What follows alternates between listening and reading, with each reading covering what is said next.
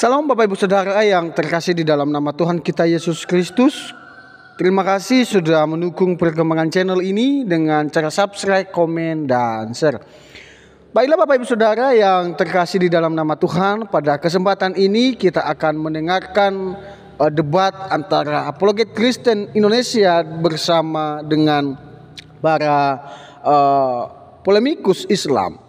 Mari kita dengar dan menyimak video ini secara cerdas dan memberikan komentar yang baik dan positif. Mari kita dengarkan video ini dan selamat menyaksikan. Tuhan Yesus memberkati kita. Allahmu itu tengkulak itu namanya. Tasawuf itu adalah aliran Islam yang meniru Kristen. Halo Agatha. Oke. Halo Alawi. Aku mau di sini kita bahas perpuluhan. Silakan. Ada nggak di perjanjian lama itu hukum perpuluhan atau gimana? Iya ada, itu diperuntukkan untuk Imam Lewi. Jadi kan itu dengan matinya Yesus Kristus di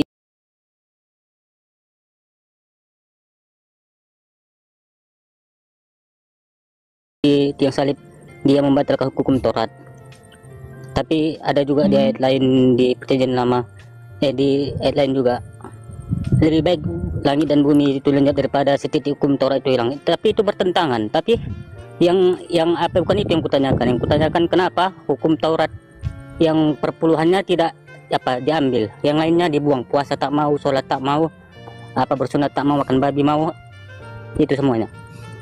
Kenapa? Apa mungkin itu hanya untuk mengambil keuntungan? Sebentar. Anda tahu nggak 10 hukum Taurat itu apa aja? Ya itu kan kau yang bilang tadi itu hukum Taurat juga itu orang Lewi. Anda tahu nggak? Bukan itu hukum Taurat, itu adalah bagian dari orang-orang Lewi yang tidak memiliki tanah pusaka. Itu adalah milik mereka. Jadi itu bukan hukum Taurat. Hukum Taurat itu 10 perintah Tuhan. Ya, ingat dan kuduskan hari Sabat, jangan menyebut nama Tuhan dengan sembarangan, terus jangan membunuh, jangan mencuri, jangan nggak ngasih perpuluhan, nggak ada. Itu kan termasuk hukum Taurat juga, di bagian hukum Tuhan juga di perjanjian lama. Perpuluhan. Saya kasih tahu. 1/10 itu diperuntukkan untuk keturunan Lewi. Kenapa? Karena keturunan Lewi ini tidak punya tanah pusaka. Kenapa di perjanjian baru itu tidak berlaku? Karena keimamatannya berubah. Ayatnya ada nih. Maka ketentuannya juga berubah. Ibrani 7. Di mana? Nggak ada di kamu kan pakai perpuluhan juga kan? Di gereja mau nggak pakai perpuluhan? Di ortodok nggak ada perpuluhan, bro. Nggak ada. Di lain di Kau mau nanya apa sih, kau nggak jelas? Nggak ada kami perpuluhan. Sudah 2000 tahun nggak ada perpuluhan. Udah salah alamat. Beda alamat tuh akidah gitu ya, jelas jadinya. Nggak ada beda akidah. Tapi kalau di Islam, saya baca dulu Ibrani. Kalau di Islam itu per 20-an, bukan perpuluhan. Saya tunjukkan ayatnya. Zakat. Di ortodok itu kami nggak kenal perpuluhan. Makanya kalau tanya perpuluhan kepada orang ortodok salah sasaran.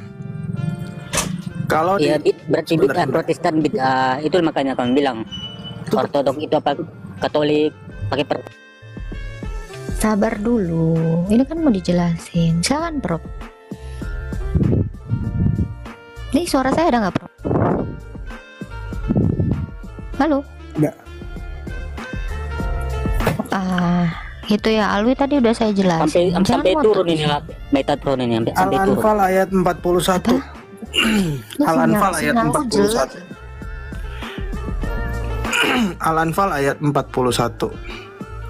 Jadi kata-katanya gini ya teman-teman, silakan dicatat, surat 8 ayat 41 ya, ayat 12-nya ini tentang potong leher, potong jari orang-orang di luar Islam.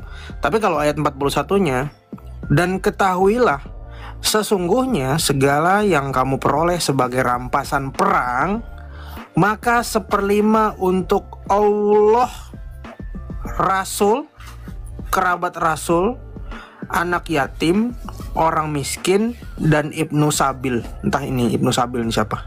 1/5 itu berapa berarti tak? Berapa persen? 20. 20%. Ya. 20%. Itu apa enggak? Allahmu itu tengkulak gitu namanya. Kan jijik. Itu sebabnya Jijik. Jijik. Itu kan dalam perang saja, bukan seperti di gereja setiap apa hari dibintai perpuluhan setiap minggu. Nggak ada di gereja kami perpuluhan, bro. Iya, berarti gereja kami itu sesat, bidat. Siapa yang sesat? Kau yang sesat. Kau bilang kami sesat, sementara ajaranmu aja nyembah batu. Tuhanmu tadi minta 1/20 itu. Makanya aslinya kata tengkulak itu adalah bukan tengkulak, tengkuloh, ya.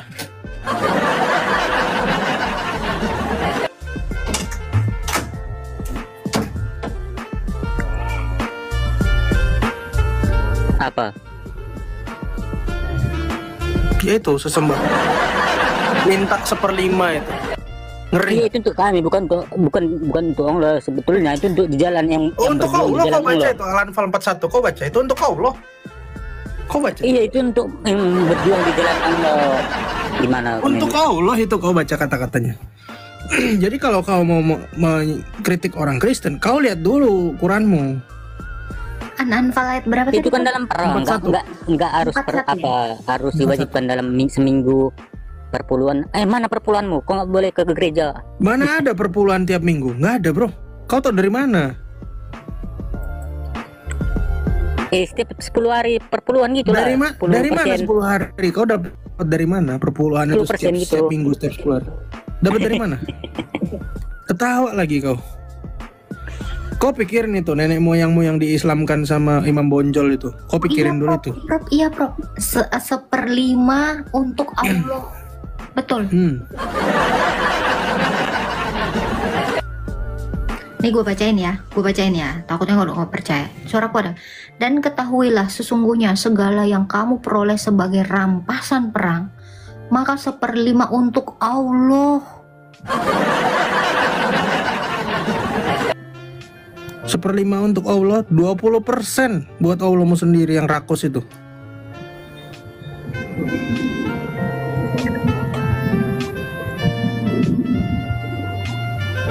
Aku terdiam. Ya gimana cara ngasihnya? Gimana cara ngasihnya? Apa per 5% itu? Ya kau titipkan itu 20%-nya ke Muhammad kan, biar dikorupsi semua sama Muhammad sama sahabatnya kan gitu. Iya kan? Mana ada, itu kan untuk apa kan, semua yang miskin. Aduh. Kau nggak usah bohong, ini ada ayatnya. Saya pakai ayat loh. Kau tadi ngomong perpuluhan tiap seminggu itu dapat dari mana kau? Ya itu ajaran kalian. Kau bikin malu orang Batak lo, udah masuk Islam, bodohnya begini. Nggak ada orang Batak bodoh kayak kau itu, Alwi. Malu-maluin. Siapa bilang masuk Islam? Aku Islam dari lahir. Iya, opungmu itu malu-maluin. Hasilnya jadi kau. Opungku itu Islam, sudah haji dan sudah wafat. Iya, kasihan aku lihat.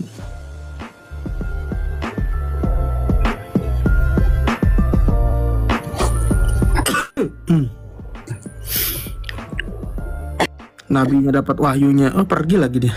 Habis batuk pergi.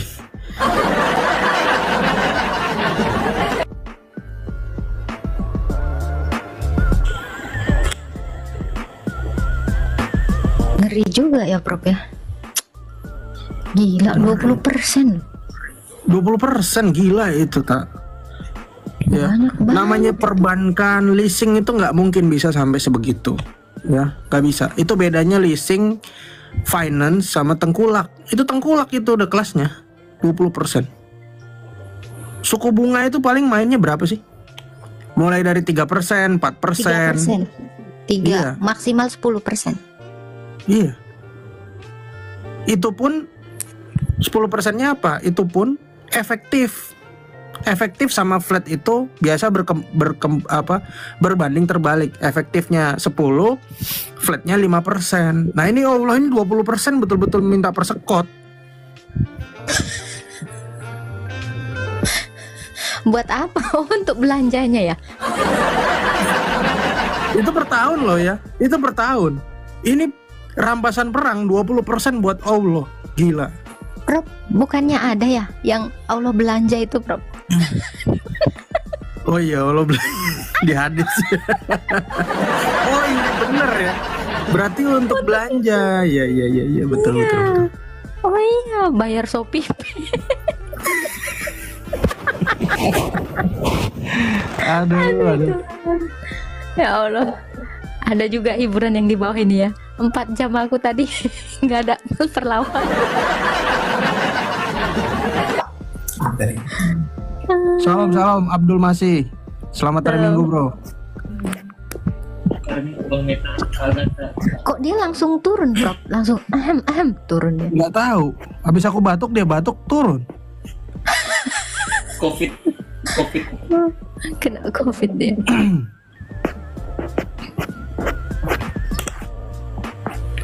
Ngeri juga ya 20%. Tadi Romo padahal ya pas aku live itu ya nggak ngebolehin rentenir loh. Itu nyekek loh.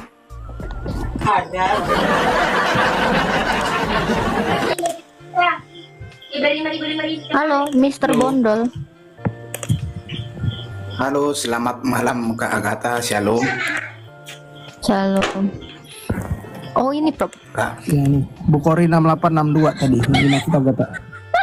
Silakan lanjut teman-teman. Ini aku cuma lanjut. Ini ya. Ini soalnya memang dikatakan memang ada belanja loh. Itu seriusan ya? Jadi aku, iya, jadi aku nggak bohong loh. Soalnya aku ingat waktu itu siapa? Prof juga ya yang ngasih Kita ini iya. Aku yang bikin kan gambar yang waktu itu. Karena kita ini minoritas, nggak mungkin kita ngomong sembarangan. Tentu kita pasti ada dalilnya. Kalau Islam bilang kita menista, loh ini dalilnya memang Allah belanja. Bukankah kalian telah melihat apa yang telah dibelanjakan Allah? sejak dia menciptakan langit. Nah di sini juga kita lihat bahwa dia belanja nggak pakai kantong kresek kan? Aduh, Prof, gue mau ketawa dulu. Dan tidak berkurang sedikit pun apa yang di tangannya. Dia nggak mau pakai kresek. Jadi habis bayar dia pegang.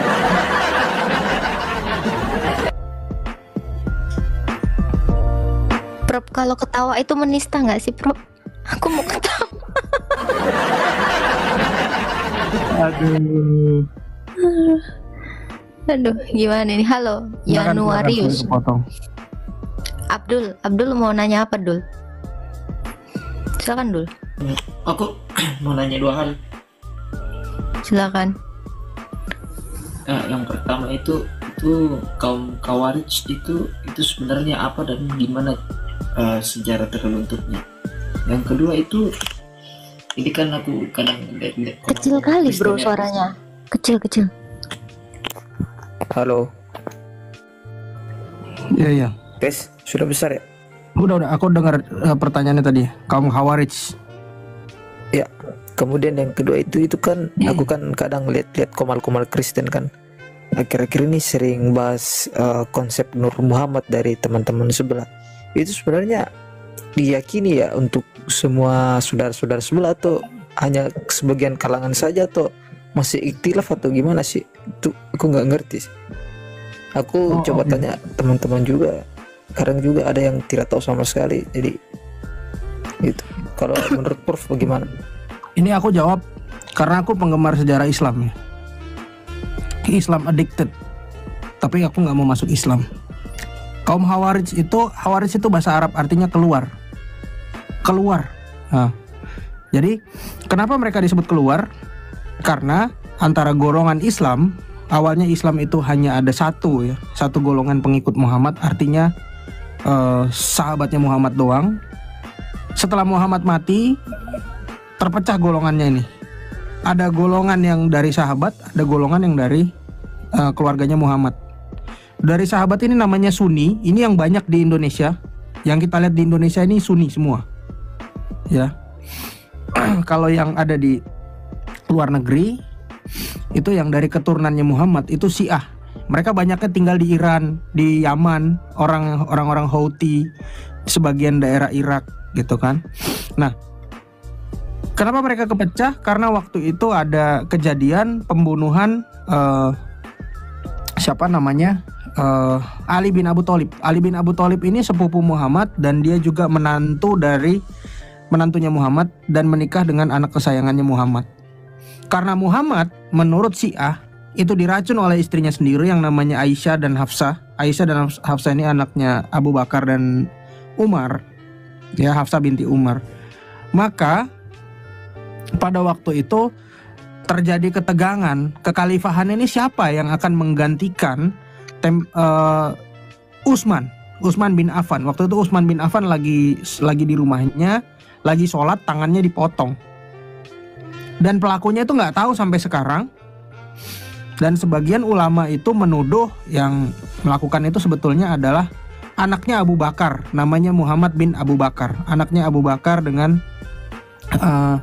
Asma. Ya, Asma ini nanti jadi istrinya Ali. Nah, akhirnya terjadi balas dendam suatu ketika di hari yang sama, di tanggal yang sama dan jam yang sama, ada satu kelompok yang melakukan upaya pembunuhan kepada 3 orang sahabatnya Muhammad. Satu ketika ini setelah Utsman meninggal. Pertama dia mau membunuh Muawiyah. Yang kedua dia mau membunuh Amir bin As. Yang ketiga dia mau membunuh Ali bin Abu Thalib. Tapi dalam jalan ceritanya yang 2 ini lolos. Muawiyah dan Amir bin As lolos.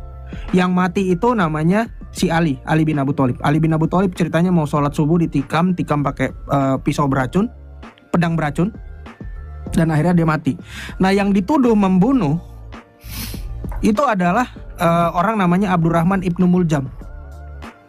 Abdurrahman ibnu Muljam ini seorang Islam, tapi karena kedua kelompok Islam ini, ya saya bilang memang kedua-duanya munafik ya. Mereka nggak mau ngaku ini si Abdurrahman ibnu Muljam ini dari golongan mana, dari Sunni atau dari Syiah. Akhirnya disebutlah dia dari golongan Khawarij. Khawarij itu artinya keluar. Nah, keturunannya Abdurrahman ibnu Muljam ini masih ada sampai sekarang, dan mereka menguasai di daerah Saudi, daerah Arab, daerah Mesir, segala macam, dan mereka menyublim. Nyublimnya jadi apa? Kadang jadi Syiah, kadang jadi Sunni. Dari mana saya bisa tahu? Orang-orang Islam sendiri yang bercerita, tapi padahal ini suatu keanehan. Abdurrahman ibnu Muljam kan habis dia ketahuan itu ditangkap terus dibunuh kan. Bagaimana dia bisa punya anak, terus anaknya berkembang biak dan anaknya tetap menjadi Islam dan tetap dituduh sebagai orang yang jahat sama seperti bapaknya. Jadi Khawarij ini sebetulnya adalah dongeng-dongengan mereka yang mereka gunakan untuk propaganda pelaku pembunuhannya Ali, bro. Jadi sebetulnya ini Islam juga. Emang dia Islam. Dia sholat, dia puasa, dia nggak makan babi kok. Hadapnya ke Ka'bah. Jadi itu pepesan kosong. Jadi Khawarij itu ya juga Islam dan memang dia pengikut Muhammad gitu. Terus pengajaran Islam yang namanya tadi Nur Muhammad itu sebetulnya adalah pengajaran yang sama persis dengan pengajaran Plato. Ingat, Rasul Yohanes mengatakan Yesus itu adalah firman. Pada mulanya adalah firman, firman itu bersama-sama dengan Allah dan firman itu adalah Allah. Plato tidak mengatakan firman itu adalah Allah, tapi Plato mengatakan bahwa firman atau dafar itu adalah sesuatu yang dikeluarkan oleh pencipta dan dia adalah ciptaan. Dia adalah ciptaan. Pemahamannya seperti itu. Nah, orang-orang sering nuduh, oh Kristen niru dari Plato. Padahal nggak ada sama sekali. Bahkan dikatakan orang Kristen juga niru dari siapa yang namanya? Philo. Philo itu seorang Yahudi yang tinggal di Mesir. Padahal beda, kata-katanya Philo juga berbeda. Dan Philo tidak pernah menjelaskan tentang firman itu bagaimana. Yang bisa menjelaskan firman itu bagaimana adalah murid Tuhan Yesus sendiri, karena dia diajarkan langsung oleh sang firman. Nah, ajaran Islam yang mengatakan Nur Muhammad itu adalah ajaran bidat sebetulnya. Siapa yang mengajarkan? Yang mencetuskan pertama kali itu orang namanya Al-Halaj. Nanti Bro Abdul cari namanya Al-Halaj. Ya, Abdurrahman Al-Halaj kalau nggak salah namanya. H-A-L-L-A-J. Nah, akhirnya Al-Halaj karena mengatakan teori Nur Muhammad, ya, dia malah dibunuh sama ulama-ulama Islam karena di situ waktu itu perkataannya itu adalah sesuatu yang sesat atau bid'ah.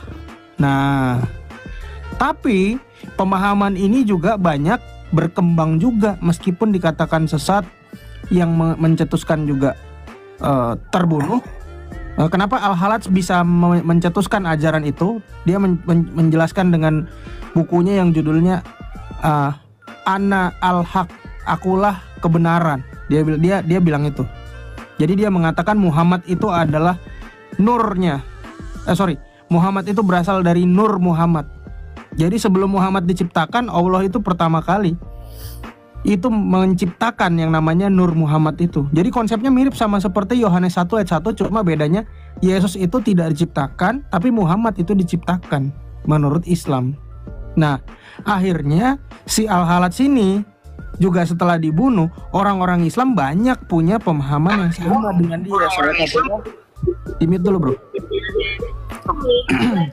Salah satunya adalah dimit dulu, Bu Sofia. Salah satunya adalah Nur Alim alias si Zuma, itu adalah Islam penganut. Betul. Dari semua narasinya dia pasti akan mengatakan Muhammad itu sebelum Muhammad lahir, Muhammad itu sudah ada sebelum Adam itu ada. Nur Alim? Iya, betul. Si Zuma Nur Alim. Saya analisa tuh kata-katanya. Bahkan Pak siapa namanya yang orang Bugis itu? Ibnu Kalam juga mengatakan. Ibnu Kalam tuh jago loh nganalisa gitu. Dia bilang debater yang ini alirannya Nur Muhammad. Jadi dia cenderung menyamakan Yesus itu sama dengan kayak Muhammad gitu loh. Orang-orang seperti ini gitu. Nah, ajaran ini ajaran sesat, bro. Yang banyak menggunakan ajaran-ajaran Nur Muhammad ini adalah umumnya adalah orang-orang Islam dari kalangan tasawuf atau sufi, aliran kebatinannya Islam. Ya, kembali lagi, tasawuf itu adalah aliran Islam yang meniru Kristen. Karena di dalam Kolose 2 ayat 7 kalau nggak salah ya, para rasul bilang, kami memberitakan hikmat Allah. Pernah tahu kan ayat itu ya, Bro Abdul? Ya. 1 Korintus 2 ayat 7 ya. Tetapi yang kami beritakan ialah hikmat Allah yang tersembunyi dan rahasia yang sebelum dunia dijadikan telah disediakan Allah bagi kemuliaan kita. Hikmat Allah itu siapa? Kristus. Dalam bahasa Yunani, hikmat itu adalah Sophia. Allah itu adalah Theo. Jadi dalam bahasa kekristenan itu Yesus itu adalah Theosophia. Kata Theosophia itu diambil oleh Islam semenjak kependudukan Islam di era Khalifah Harun ar-Rasyid, dan kata-katanya diganti menjadi tasawuf. Padahal tasawuf itu ajaran Rasul Paulus. Gitu. Dan setelah Harun ar-Rasyid mengambil itu dari orang-orang Kristen, dari awalnya ada perpustakaan besar yang namanya Baitul Hikmah di situ, ya. Maka orang-orangnya Harun ar-Rasyid dan segala macam itulah lahirnya Al-Halaj. Makanya Al-Halaj lahir di Irak karena perpustakaan itu ada di Irak. Ya, pencetusnya tadi itu. Gitu, bro. Menarik. Tapi tentang kata Theosophia itu kemudian menjadi serapan tasawuf itu ada maksudnya kayak data dokumennya, maksudnya perubahannya gitu. Ada di dalam. Gimana? Ada di dalam catatan gereja. Hal itu banyak diceritakan karena gereja juga berkembang di Arab kan. Gitu, banyak bahasa-bahasa kita diambil sama mereka. Sayangnya karena kekristenan yang ada di Indonesia itu lahirnya dari Barat, maka kita nggak familiar dengan itu. Tasawuf, tauhid, ya, Taurat itu nggak ada di dalam Perjanjian Baru loh. Yesus mengatakan Taurat itu semuanya adalah nomos. Bagaimana Allah bisa menyebut itu Taurat? Sementara kitab Masoret itu baru ada di abad 11. Betul nggak? Talmud, orang Yahudi nggak pernah tahu Talmud itu apa artinya. Dia cuma tahu LMD-nya yang di belakang itu artinya belajar, mengajar, pengajaran. Banyak bro. Jadi pada zaman Yesus 5 kitab Mose itu disebutnya apa sih? Taurat, bukan Torah. Nomos. Coba buka di dalam Lukas 24 ayat 44 atau di dalam Matius 5 ayat 18 deh, ya. Baca dalam bahasa aslinya, Yesus mengatakan itu nomos. Dan Rasul Matius tidak menulis artinya. Jadi memang secara letterlock Yesus mengatakan itu nomos. Matius 5 ayat 18. Ya, aku berkata kepadamu sesungguhnya sebelum lenyap langit dan bumi ini, satu iota atau satu titik pun tidak akan ditiadakan dari hukum Taurat. Di situ nomos. Gitu. Gitu ya.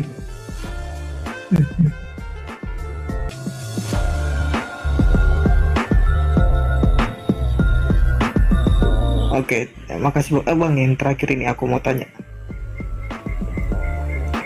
Ini kan aku kemarin sempat masuk di roomnya siapa ya? Aku lupa. Rob Jono ya kalau nggak salah. Rob Jono. Terus itu mereka nampilin data bahwa ya minta maaf kata masjid itu serapan dari bahasa Ethiopia, masjid. Betul. Itu kalau betul ya? Tempat sujud di Ethiopia itu namanya adalah masgidi. Dan itu sinagoge aslinya. Sinagog itu adalah tempat sujud atau musolanya orang-orang Yahudi. Waktu orang Kristen dulu beribadah di luar bait Allah, tempat itu juga dinamakan sinagog. Gereja itu adalah orang-orangnya. Jadi kata sinagog, ya, sinagog itu sendiri itu bukan hanya tempat untuk orang Yahudi, tapi itu juga tempat ibadahnya orang Kristen. Ada di dalam Alkitab yang dikatakan berdirilah di situ, ya, nanti lihat di situ. Orang-orang Kristen juga ibadah di sinagog. Nah, karena orang-orang Kristen banyak menyebar ke Ethiopia, ya, baca Kisah Para Rasul 8 di mana ada utusan dari Ethiopia yang dibaptis oleh Rasul Filipus. Kristen juga berkembang di Ethiopia dibawa oleh Rasul Filipus dan Matius meninggal di Ethiopia. Ya. Maka kata-kata mereka itu menjadi dasar tempat ibadahnya orang Kristen. Yang dulu namanya adalah sinagog, itu disebut masjid. Nah, sinagog itu juga, sebentar di-mute dulu Pak Yus. Coba saya tanya, teman-teman yang di bawah tahu nggak? Tempat ibadah orang Yahudi namanya sinagog. Sinagog itu bahasa apa? Ada yang tahu nggak? Coba. Yunani. Itu Yunani, betul. Bukan bahasa Ibrani itu sinagog. Berasal dari kata sinagogen. Nah, dalam bahasa Etiopianya, di dalam bahasa Ethiopia dia adalah masjid. Islam itu tahu namanya masjid dari mana? Oh, dari Ethiopia. Iya. Sembayangnya jadi sono juga ya kan? Iya, ini juga menampol sekarang orang Yahudi, karena orang Yahudi nggak akan bisa menjawab ini. Kenapa tempat ibadah kalian berbahasa Yunani? Kok bukan bahasa Ibrani? Mestinya kalau bahasa Ibrani namanya adalah Bet Tefila, bukan sinagog. Banyak orang mengira sinagog itu bahasa Ibrani, sinagog itu bahasa Yunani. Gitu. Maksudnya unik juga ya, maksudnya yang di Arab ini sepertinya ada keterikatan yang kuat dengan Ethiopia ya. Unik. Jelas. Itu harus karena Muhammad adalah orang Ethiopia. Jelas. Karena Muhammad memang orang Ethiopia. Dari mana? Dari kakeknya. Kakeknya anak seorang Ethiopia. Kakeknya namanya Abdul Muthalib. Abdul Muthalib anak dari seorang wanita Ethiopia namanya Salma binti Amr. Itu makanya Islam pada saat pertama kali Islam establish, Muhammad memerintahkan agar pengikutnya yang jumlahnya 13 orang itu kabur ke Ethiopia. Itu bro.